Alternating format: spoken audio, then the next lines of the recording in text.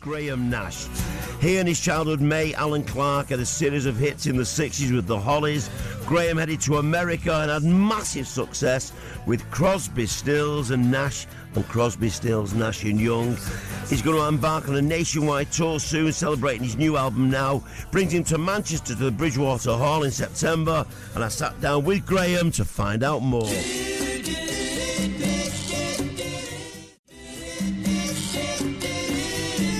When you think that in May of this year, it was 60 years since you and your mates got together in that band, you and Alan, and had your first hit record.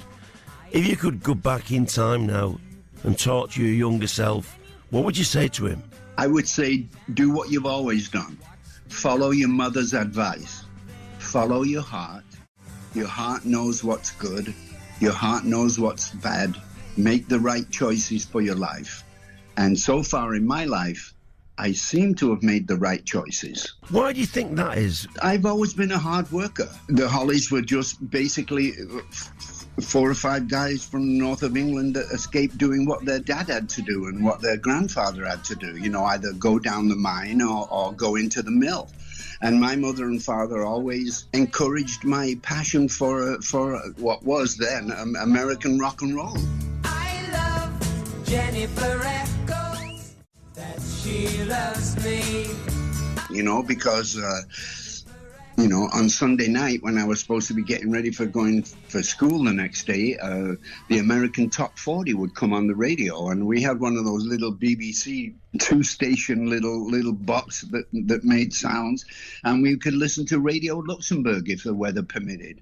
And we could hear the American Top 40. And that really changed my life. Do you know you turned 81 in February? A new album out, new tour on the way. What keeps you going? I love what I do, Mike. I'm a musician. I find music everywhere. I find visuals everywhere. Don't forget, I've been a photographer longer than I've been a musician. And that's saying something in my life. Like you say, I'm 81 now, and I still have incredible passion to do what I do.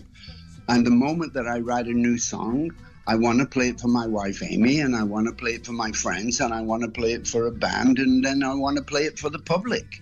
And I'm a musician, and that's what I love to do, because there's so much to write about, particularly in today's environment. You know, I think it's the duty of every artist, no matter what genre they're an artist in. We owe it to ourselves to talk about the times in which we live. We have to talk about political change.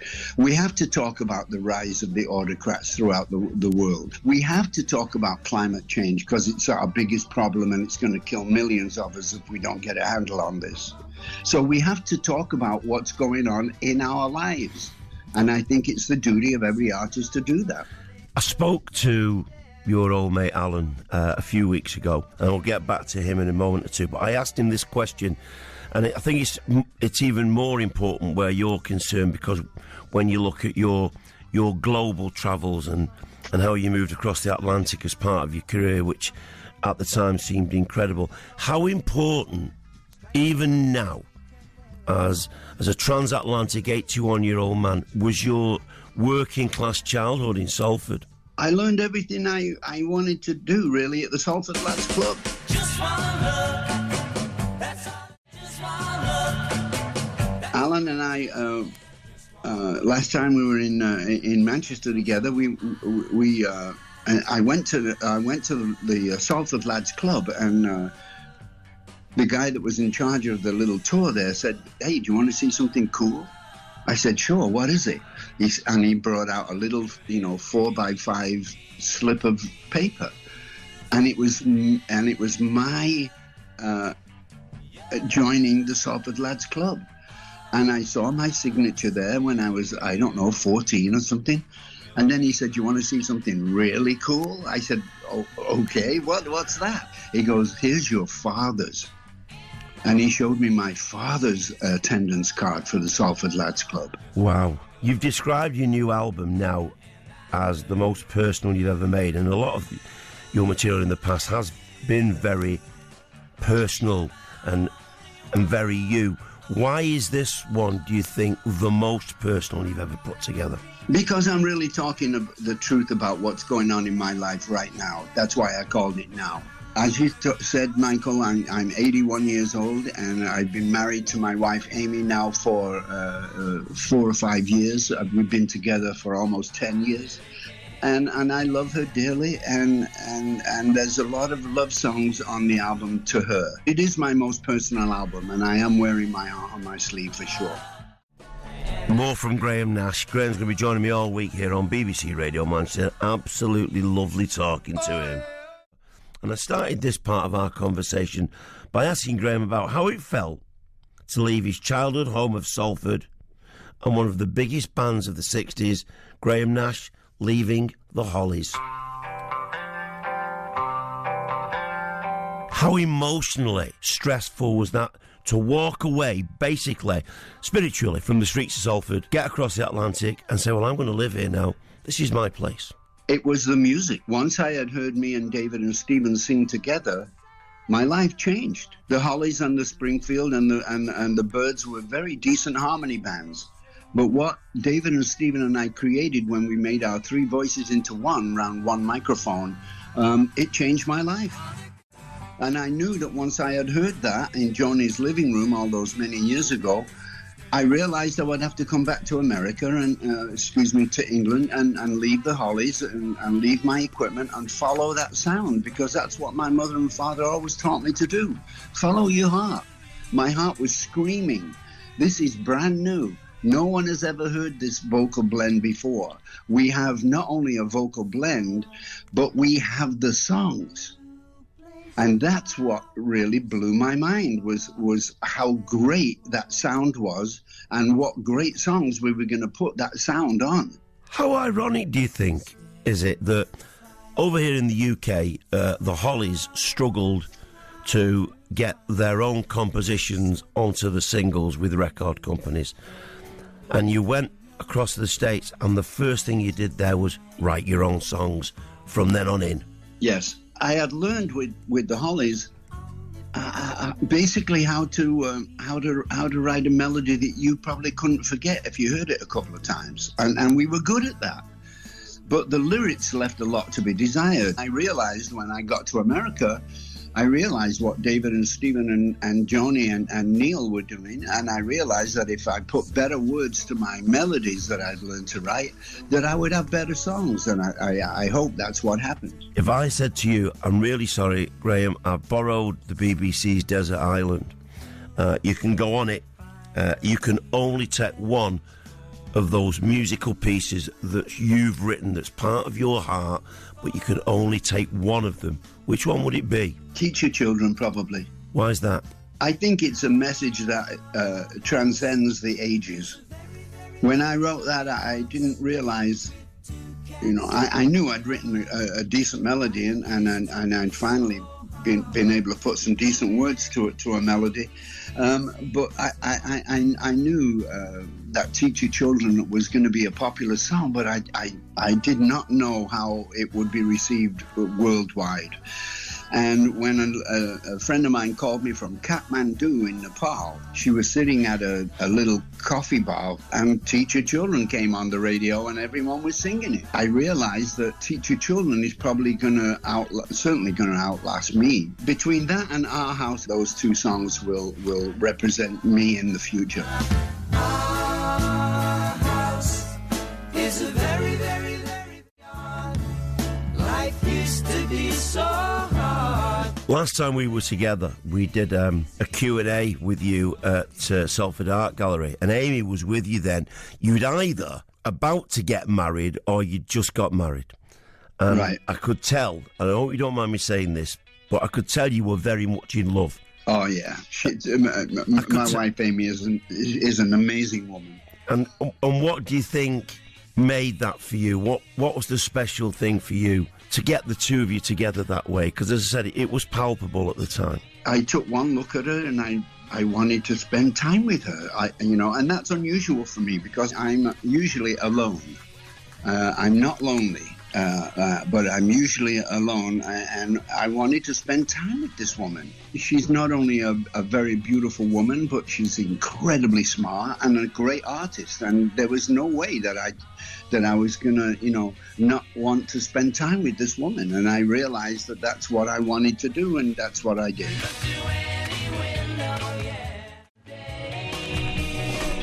And you can hear the third and final part of my chat with Graham here tomorrow on BBC Radio Manchester. And I do find it intriguing that he's been in America since late 68. So there's bits of California in there, but there's bits of Salford always in his conversation. And I found it such an illuminating chat. And there was so much to find out about him, about his music, about his personal life. As I say, the third part of our conversation tomorrow here on BBC Radio Manchester. And started the first part of this conversation about how he felt with reuniting with his former Hollies bandmate, Alan Clarke, because he and Graham got together earlier this year. Obviously, when you two split, Alan was devastated, and I would imagine it took a piece of you to have to do that. And then, of course, the fact that you love each other and you're mates and you grew up together, I think, would always draw you back together. What was it like collaborating? Phenomenal. Here's what Alan said. He lost his voice for 20 years there. I mean, he was the incredible voice behind The Air That I Breathe, and He Ain't Heavy, He's My Brother, and Long Cool Woman in a Black Dress. But then he lost his voice. But about a year ago, he gave me a call. He says, hey, I found my voice. I can actually sing and reach those notes now, and I want to make a solo record. I said, fantastic. Any help I can give you? He says, well, let me send you 2 songs, and if you like them, put your voice on there and send them back to me. I'm having a great time in my life right now, Mike. We have known each other for many years. We have spoken to each other at various important points in my life. But right now, I feel more passionate and more musician-y than I ever did in my life.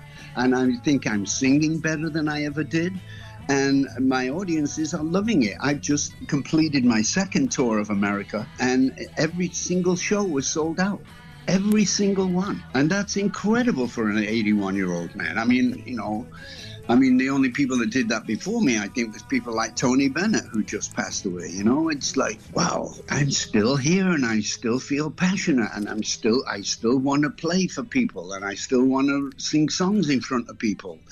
I'm a musician. This is what I do. How do you deal with, philosophically, having a body of work that's yours because you were part of the creation, and it's a body of work that you will perform because you're proud of it, but the others that were involved in that body of work with you, you might not always see eye to eye now as you get older. How do you deal with that juxtaposition of those two? David was my best friend for many, many years. We ended up barking at each other for the last couple of years, but in the weeks before his death, we were in contact.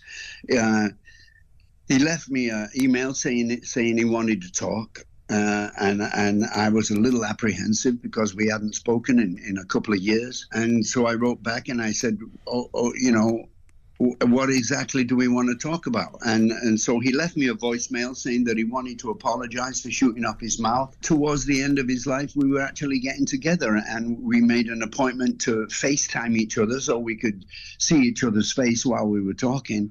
And I waited for the call and waited, and he never called. And 2 days later, he was dead.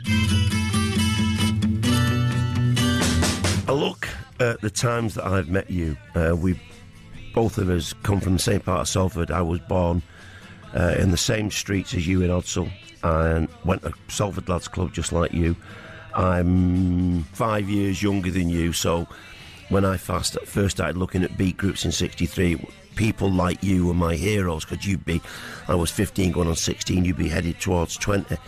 So I looked back at some stuff the other day. I was looking at YouTube at the Empire Pool and the New Musical Express concerts. Oh, yes. So I thought, I wanted to look at this, and I thought, what do I do if I look at this and it's actually not very good. Well, I watched you and the Hollies in '64, and my wife sat with me, and Viv's a lot younger than me, and she said, that's really good, isn't it? Do you realise that you were blessed with an exceptional singing voice? Did you realise that at that time? No, I didn't. And people say, how come at 81 you're still singing so great? And I don't know. I don't have a vocal coach, and I don't do exercises. I mean, I warm up with a couple of songs on the bus, with me and Shane and Todd before we go out on stage, just so that we're on the same page. But I honestly don't know why I'm singing so well at 81. I don't know, but I'm doing it. And I do feel, it's not maybe for me to say, I do feel you were blessed, I think. I agree. And it's lovely to hear. You're at the Bridgewater Hall in September as part of the tour. What sort of a buzz will you get being in town? Because we all, of course, when we were kids, it was always in town. You and I are from Salford, and we know that it's only a suburb of Manchester. But, so much of my early life at the Plaza there, and the lunchtime shows and all that kind of stuff, unbelievable great memories, of me learning my craft with Alan. And we could sing together. We had a good blend together, me and Alan Clarke. And, it was surpassed a little later with my relationship with Crosby singing Everly Brothers two-part stuff. But, here we are, man. I'm 5 years older than you. I know that you're about 75, 76 years old. And God bless us. We're still rocking.